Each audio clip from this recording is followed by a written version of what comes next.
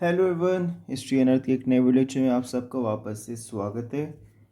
Last video lecture में हमने Indian perspective से मार्क्सिज्म को पढ़ना शुरू करा था। उसकी वीडियो लेक्चर की लिंक आपको ऊपर आई बटन में प्रोवाइड हो जाएगी। अब वहाँ पे जाके ज़रूर पढ़िए एंड प्रीवियस वीडियो लेक्चर्स को भी ज़रूर ध्यान से पढ़ें सो दैट कि आपको एक कॉन्टिन्यूटी में जितनी भी हिस्टोग्राफी के पर्सपेक्टिव है उनको समझ में आसानी हो। Before starting this video lecture, I request you all, if you like my efforts, to please like करें, जिससे मुझे मोटिवेशन मिलती है फर्दर वीडियो लेक्चर्स बनाने के लिए। कमेंट करें, अपने फीडबैक्स, क्वेरीज, क्वेश्चंस को ज़रूर पुट ऑन करें। शेयर करें वीडियो लेक्चर्स के साथ दूसरे स्टूडेंट्स के साथ। एंड अगेन सब्सक्राइब करें, बेल नोटिफिकेशन ऑन करें सो दैट जब भी मेरे न्यू वीडियोस लेक्चर्स अपलोड हो तो आपको उसके बारे में टाइम टू टाइम इंफॉर्मेशन मिलती रहे। जैसा आप सबको पता है, हमने एक नया टेलीग्राम चैनल बिल्डअप करा है एंड जहाँ पे आपको रेगुलरली बुक्स के information, links, quality content, PDFs, video lectures के बारे में फर्दर इंफॉर्मेशन एंड जो भी रेलिवेंट न्यूज़ होंगे वो आपको वहाँ पे प्रोवाइड की जाएगी, definitely free of cost. Okay, आप ज़रूर ज्वाइन करें। इंस्टाग्राम पे मुझे फॉलो करें @अनर्थ हिस्ट्री। एंड अगेन जो भी आपको क्वेरी हो तो फील फ्री टू आस्क, जितना मुझसे पॉसिबल होगा I will reply you back with the most appropriate answer. ठीक है, चलिए शुरू करते हैं before waste and so that मैं आप इंश्योर करूँ कि मैं आपका ज़्यादा टाइम वेस्ट ना करूँ। Right, feudalism debate. कौशाम्बी के हिसाब से इंडिया में फ्यूडलिज्म था एंड वो जो एक अप्रोच था फ्यूडलिज्म का इंडिया में वो डिफरेंट था from that of the European feudalism. उन्होंने बताने की कोशिश करी कौशाम्बी ने दो तरीके से फ्यूडलिज्म था, एक feudalism from above and feudalism from below. यहाँ पे मैंने आपको मेंशन कर दिया कि एग्जैक्टली वो क्या था, मैं आपको एक्सप्लेन कर देता हूँ। फ्यूडलिज्म फ्रॉम अबव वो सिचुएशन है जहाँ पे स्टेट जिसमें एक राजा है, वो एक पैरामाउंट पावर है, सुप्रीम पावर है, उसके पास सारे पावर्स उसके पास है। वो पावर कहाँ तक एग्जिस्ट करता है, कहाँ तक वो पावर एक्चुअली अप्लाई कर सकता है, जहाँ तक उसका जुरिस्डिक्शन है, जहाँ तक उसका अधिकार है उसके पर्टिकुलर टेरिटरी पे, वहाँ पे वो लोगों पे ट्रिब्यूट और कह सकते हैं कि रेंट इम्पोज कर रहा है, टैक्स इम्पोज कर रहा है और उन पे वो राज कर रहा है। ये फ्रॉम अबव है। फ्रॉम बिलो क्या है कि एक लैंड ओनिंग क्लास डेवलप कर रही है जो कॉमन लोग और स्टेट के बीच में है। वो पॉलिटिक्स को इन्फ्लुएंस कर रही है, आर्म्ड अपने आप को कर रही है ओवर द लोकल पॉपुलेशन। ठीक है, शर्मा ने अपनी book Indian feudalism, R S Sharma ने इंडियन फ्यूडलिज्म 1965 में लिखी थी।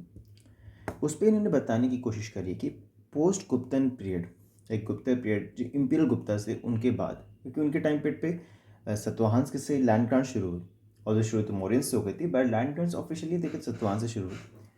गुप्तन्स के टाइम पीरियड पे आते आते वो बहुत ज़्यादा ही एक्सटेंसिव बढ़ गया क्योंकि इनके पास पैसे नहीं हुआ करते थे, इकोनॉमी वीक थी।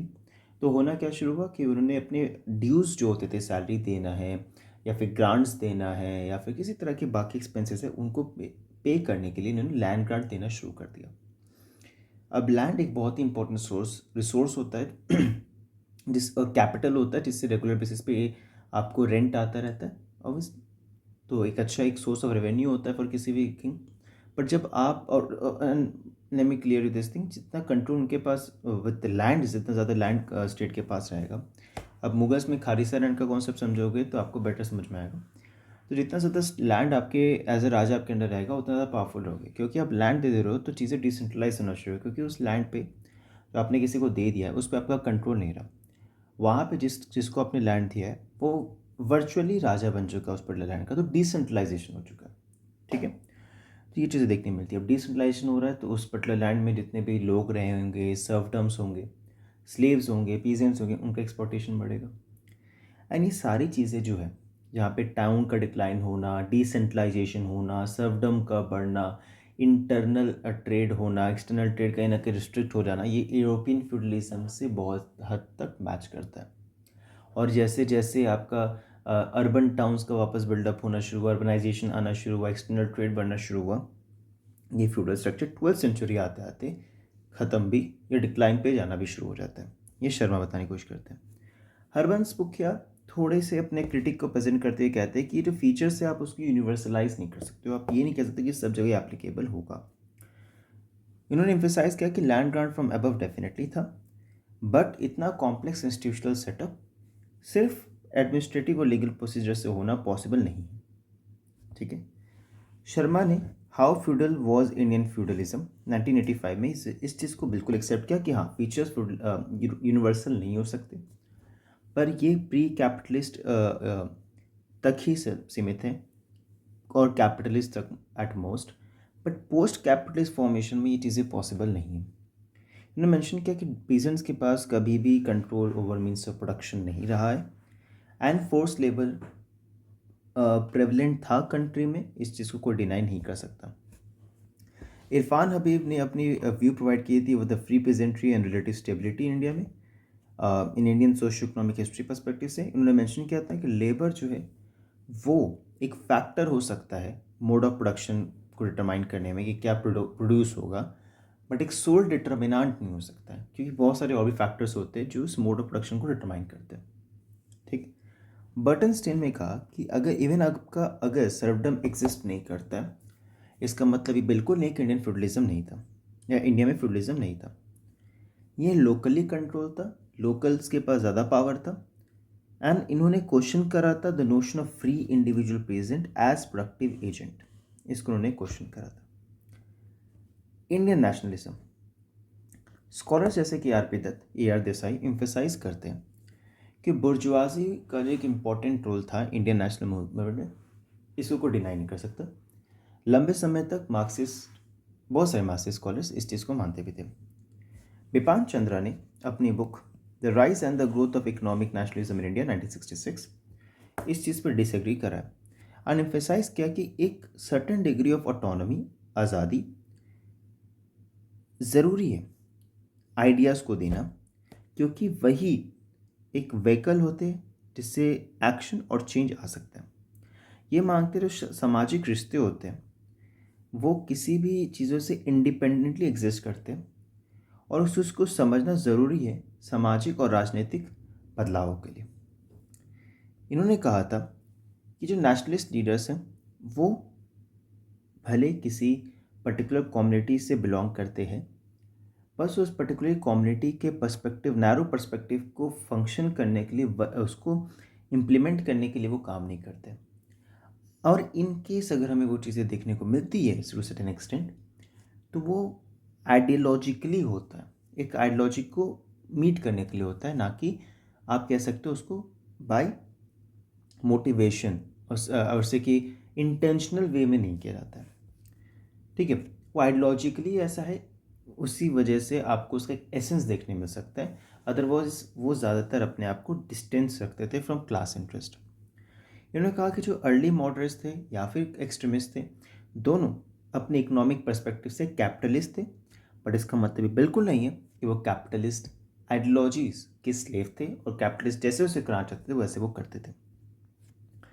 चंद्रा ये भी कहते हैं कि नेशनलिस्ट लीडर्स हमेशा से कोशिश करते थे कि लोगों को एक साथ इकट्ठा करके लाना है, यूनिफाई करना है द आइडिया और द नोशन ऑफ नेशनलिज्म। उन्हें चीज़ों को ऑफ एंटी इम्पलिस्ट थॉट प्रोसेस को ना सिर्फ बनाना है बल्कि उसको लोगों के जहन में उतारना भी है। ठीक है। उन्होंने अपने उनका जो वर्क था वो आर.सी. दत्त के आइडिया से बहुत हद तक मैच खाता था। चंद्रा का वर्क था nationalism and colonialism in modern India 1979 और दत्त का जो वर्क था वो था element of continuity and change in the early nationalist activity. ये दोनों जो वर्क्स है बहुत हद तक आपको सिमिलर कॉरस्पॉन्डेंस दिखाते हैं। कुछ ऐसी जगह थे जहाँ पे चंद्रा के वर्क जो है वो देसाई और दत्त दोनों से बहुत हद तक मेल खाते थे।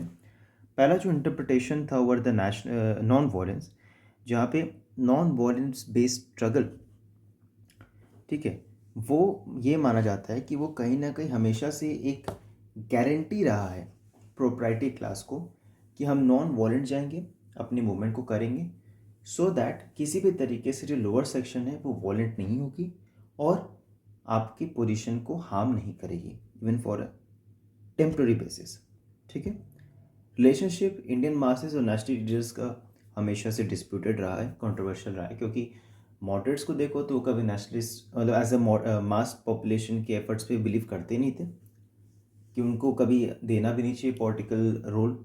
एक्सट्रीमिस्ट उनको मानते थे कि देना चाहिए, पर उनके पास इतनी पोजीशन नहीं थी कि उनको ला सकें। ठीक है। एंड टिल 1947 और इवन 1947 के बाद भी सोशल बेस जो था वो कभी स्ट्रांग नहीं रहा। थर्ड, जो प्रोसेस ऑफ अचीवमेंट था ऑफ नेशनल फ्रीडम वो हमेशा इवोल्यूशनरी रहेगा, ना कि रिवॉल्यूशनरी। और ये जो पॉलिसी स्ट्रगल ट्रू स्ट्रगल है वो दो तीनों में कहीं ना कहीं कॉमन देखने मिला। ये स्ट्रगल ट्रू स्ट्रगल का कॉन्सेप्ट क्या है, let me clear. Gandhi ji ने इस डेफिनेशन को एक्चुअली प्रोवाइड करा था बहुत हद तक कि हमें स्ट्रगल करना चाहिए। स्ट्रगल यानी कि हमें एफर्ट्स करने चाहिए, हमें अपने प्रॉब्लम्स अपने डिमांड्स को रेज करना चाहिए एंड उसके लिए काम करते रहना चाहिए। ठीक है। फिर ब्रिटिश गवर्नमेंट उन बातों को सुनेगी और हमसे डिस्कशन करने आएगी, तो हम ट्रूस में जाएंगे, हम समझौता करेंगे और जितना हद तक पॉसिबल होगा उतना हद तक मनवाने की कोशिश करेंगे। और ये बात वो मान जाए फिर हम स्ट्रगल करेंगे अपने नेक्स्ट डिमांड के लिए। तो ये स्ट्रगल ट्रू स्ट्रगल का जो कॉन्सेप्ट है वो चलता रहेगा। ये इंडियन नेशनल कांग्रेस ने बाद में अपनाया भी था, जब गांधी जी को जेल हो गई या फिर आपका जब भी नेशनल मूवमेंट में कोई भी मूवमेंट है, non cooperation movement, civil disobedience में फेल हो रहा है, तो क्या करना चाहिए। स्ट्रगल चला, अभी शांति रहो, बीच बीच में स्ट्रगल हल्का हल्का करते रहो, सो ये लोग मोटिवेटेड रहे। तो ये चीज़ें चलेंगी जिसमें आपका जो भी एक self development self motivated activities है, जैसे मोटिवेशनल एक्टिविटीज़ हैं, उनको करवाते रहना चाहिए। तो ये चीज़ें थी। इन एनालिसिस के बेसिस पे बिपान चंद्र कहते हैं कि नेशनल मूवमेंट जो था वो कहीं ना कहीं कांग्रेस लीड कर रही थी। कांग्रेस जो थी वो बुर्जुआजी डेमोक्रेटिक मूवमेंट को होल्ड कर रही थी, जो रिप्रेजेंट भले सारे इंटरेस्ट सेक्शन को कर रही थी, बट कहीं ना कहीं वो उनके ऊपर हेजिमनी जो कंट्रोल था, जो दबदबा था, वो इंडस्ट्रियल बुर्जुआजी का ही था। इन्होंने अपने later work Indian struggle for independence 1857 to 1947 1988 में लिखी गई थी। इन्होंने कहा था कि कांग्रेस का जो एक अप्रोच था वो 1857 के बाद थोड़ा शिफ्ट हमें देखने मिला था। ठीक है। और इवन के 1900 1920 30s के बाद हम देखें थोड़ा और स्ट्रगल चेंज होता है, वो था ग्रामशन अप्रोच, वॉर ऑफ पोजीशन। ठीक है। जहाँ पे इन्होंने कहा था कि प्रोलॉन्ग स्ट्रगल करना ज़रूरी है अपने गोल्स को अचीव करने के लिए। स्ट्रगल जो वॉलेंट रहेगा, ठीक है, क्योंकि जो नेशनलिस्ट है वो दो एजेंडा को अपनाना चाहते हैं, जहाँ पे इंडियन मासेस को वो नेशन की तरह बिल्डअप करना चाहते हैं और अंडरमाइन करना चाहते हैं द कॉलोनियल हेजिमनी। ठीक है। इन्होंने दो मिथ्स को एक्सपोज करने की कोशिश करी थी। पहला, ब्रिटिश रूल इनविंसिबल है, कभी हराया नहीं जा सकता, ये एक मिथ है। सेकंड, ब्रिटिश रूल हमें बेनिफिट कराए, ये भी एक मिथ है। ठीक है। ये दो चीज़ें इंपॉर्टेंट है।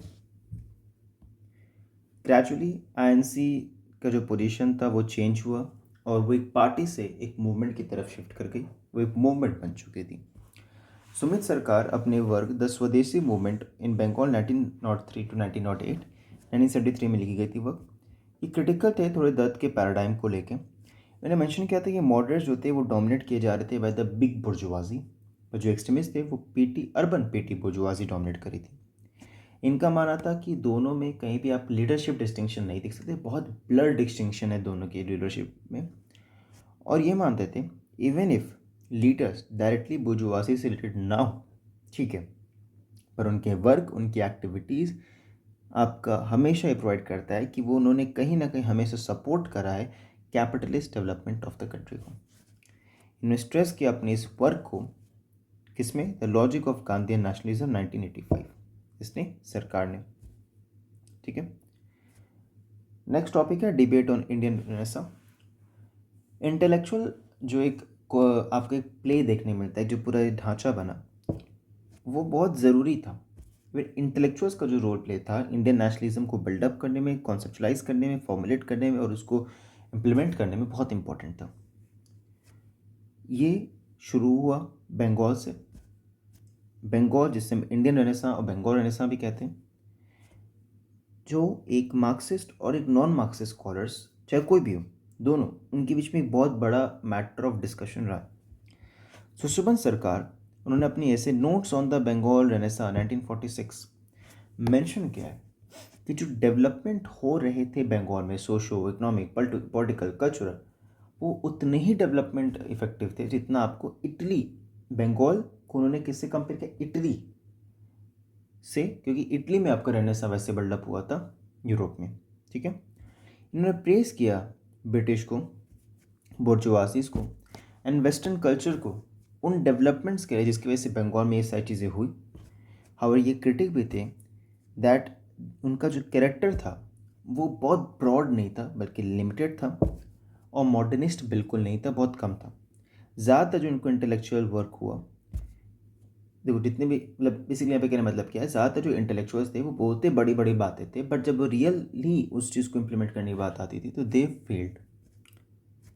इंटेलेक्चुअल्स ज़्यादातर ये कहते हैं कि हिंदू डोमिनेट सेक्शन के थे, इसी वजह से वो कहीं ना कहीं बायस थे, लोअर सेक्शन मुस्लिम्स के बातों को इग्नोर करते थे। बट इस चीज़ को देखना ज़रूरी है कि ब्रिटिशर्स लास्ट रिजॉर्ट थे किसी भी रिफॉर्म मूवमेंट को लाने के लिए, बट ब्रिटिशर्स खुद में मोटिवेटेड नहीं थी चीज़ों को करने से, जिससे फ्रस्ट्रेशन वो बिल्डअप हुआ एंड इवेंचुअली कहीं ना कहीं रेगुलर बेसिस पे आपको उसका एक एक्सर्शन देखने को मिल जाता है, जहाँ पे वायलेंस कहीं ना कहीं आपको छोटे छोटे रूप में ही पर देखने को मिल जाती है। इज द एंड, ठीक है। लाइक जहाँ तक मुझे लगा आपको इम्पोर्टेंट है समझाना, वो आपको मैंने डिटेल वे में बताने की कोशिश करिए ना। कुछ इंपॉर्टेंट वर्क्स जैसे आर एस शर्मा की द इंडियन फ्यूडलिज्म, जिससे हमने बात करी थी, यहाँ पे आपको देखने मिलेगा राइट 1960 दे में राइट, ठीक है। Then Shudras in ancient India 1958, जहाँ पे उन्होंने शुद्रास के बारे में बताने की कोशिश करी। Early Indian society and economy, the maternal culture and social formation in ancient India 1983 and urban decay in India 1987, ये आर एस शर्मा की लिखी गई बुक्स है। रामलला थापर मैम की लिखी गई बुक है, क्योंकि उन्होंने अशोका उनके डिक्लाइन के बारे में बहुत सारे वर्क्स किए, सामाजिक आर्थिक राजनैतिक चीज़ों को बताने की कोशिश करिए। Ashokan decline of the Mauryas 1963, ancient Indian social history 1978 and from lineage to state 1984। Irfan Habib की वर्क है the agrarian system of Mughal India 1963 and atlas of the Mughal empire 1982, the Cambridge economic history of India volume 1 1982, caste and money in Indian history 1987, interpreting Indian history 1988 and essay in Indian history towards a Marxist perception 1995. So overall हमने Marxism को from the very basics to advance to Indian perspective, world perspective to Indian perspective, हर एक perspective से cover up करा। इसके beyond I don't think अगर आप masters level पे भी इवन थोड़े हाई लेवल पे भी देखते हो तो आपको इससे बियॉन्ड पढ़ने की ज़रूरत नहीं है। I ensure about that. Rest आपको इंटरेस्ट है तो डेफिनेटली आप पढ़ भी सकते हो। बाकी मैंने आपको बहुत सारे बुक्स डिस्क्रिप्शन बॉक्स में प्रोवाइड करा एंड टाइम टू टाइम मैं टेलीग्राम सेक्शन में प्रोवाइड करता रहूँगा, जहाँ से आप जाकर डेफिनेटली परचेस करिए और उन्हें पढ़िए। Before ending this video lecture, I request you all to please like, comment, share and subscribe. Do follow me on Instagram, that is @unearth history. Do join our Telegram channel, जिसकी link आपको description box में मिल जाएगी। पढ़ते रहिए। जय हिंद।